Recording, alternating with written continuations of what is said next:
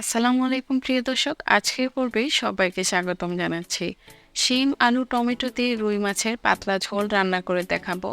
বিশেষ করে যে কোনো মাছ দিয়ে এভাবে শিম আলু টমেটোর পাতলা ঝোল করতে পারেন, যেটা সাদা ভাতের সাথে খেতে খুবই মজা লাগে।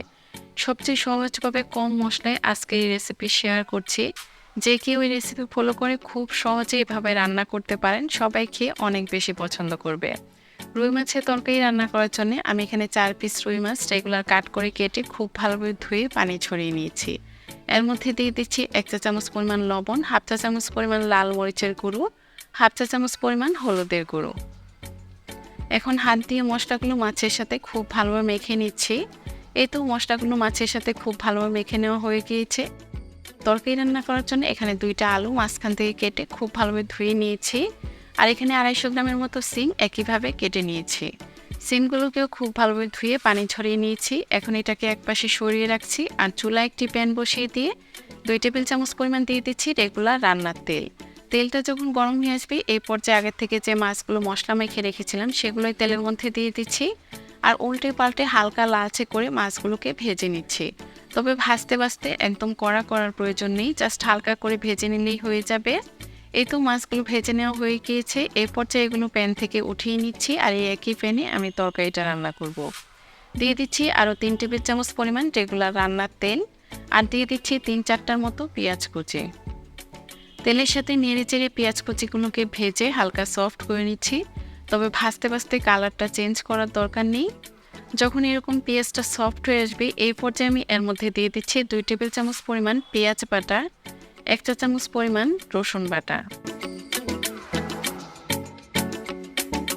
1 মিনিটের মতো পেঁয়াজ বাটা আর রসুন বাটাটাকে ভেজে নিচ্ছি। এতে যে কাঁচা একটা স্মেল আছে পেঁয়াজ রসুনের, সেটা থাকবে না। এখন আমি এর মধ্যে হাফ কাপ পরিমাণ পানি দিয়ে দিচ্ছি গুঁড়ো মশলাগুলো দেওয়ার আগে, এতে কিন্তু মশলাটা পুড়ে যাবে না। দিয়ে দিচ্ছি 1 টেবিল চামচ পরিমাণ লাল মরিচের গুঁড়ো, 1 চা চামচ পরিমাণ হলুদের গুঁড়ো, 1 চা চামচ পরিমাণ দিয়ে দিচ্ছি ধনিয়ার গুঁড়ো আর 1 চা চামচ পরিমাণ দিয়ে দিচ্ছি জিরার গুঁড়ো। নেড়ে চেড়ে মশলাগুলোকে খুব ভালোভাবে কষিয়ে নিচ্ছি। জালটা মিডিয়ামে রেখে এইভাবে অনবরত নেড়ে চেড়ে 4 থেকে 5 মিনিটের মতো মশলাগুলো খুব ভালোভাবে কষিয়ে নিচ্ছি।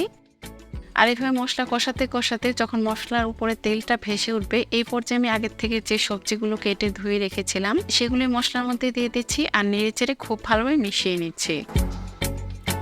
জালটা মিডিয়ামের থেকে হাই রেখে আরও 3 থেকে 4 মিনিট আমি খুব ভালোভাবে শিম আলুটাকে মশলার সাথে কষিয়ে নিচ্ছি।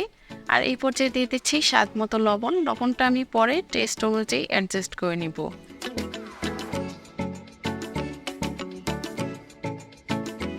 আবারও নেড়েচেড়ে সবকিছু মিক্সড করে নেওয়ার পর আমি এর মধ্যে দিয়ে দিচ্ছি হাফ কাপ পরিমাণ পানি, কারণ শিম থেকেও কিন্তু অনেকটা পানি বের হয়ে আসবে।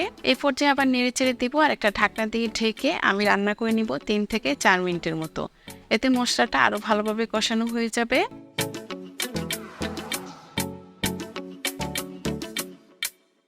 প্রায় 4 মিনিট পর ঢাকনাটা উঠিয়ে নিচ্ছি আর মশলার সাথে কিন্তু সবজিগুলোকে খুব ভালোভাবে কষিয়ে নিয়েছি।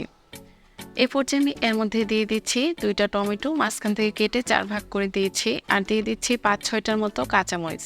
কাঁচামরিচগুলো মাঝখান থেকে কেটে দিয়েছি, এতে ফ্লেভার আর ঝাল দুইটাই খুব ভালোভাবে বের হয়ে আসবে।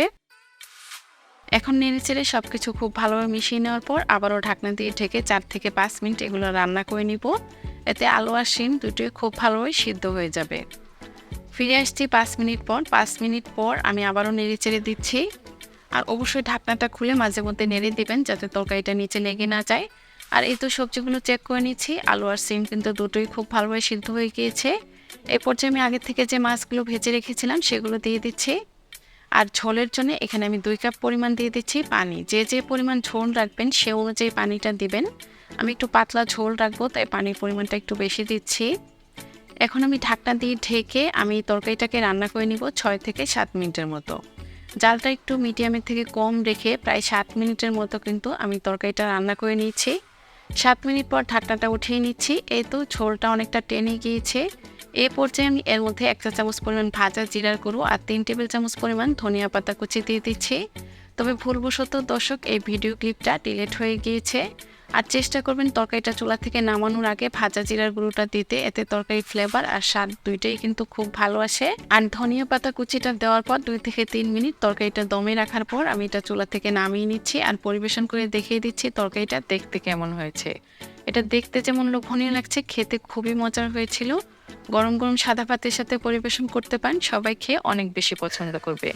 আজকের রেসিপি কেমন লাগলো অবশ্যই কমেন্টস করে জানাবেন। ভালো লাগলে প্লিজ আমার চ্যানেলটা সাবস্ক্রাইব করে রাখবেন। তাহলে আজকে এখানে বিদায় নিচ্ছি। সবাই ভালো থাকবেন, সুস্থ থাকবেন। আল্লাহ হাফেজ।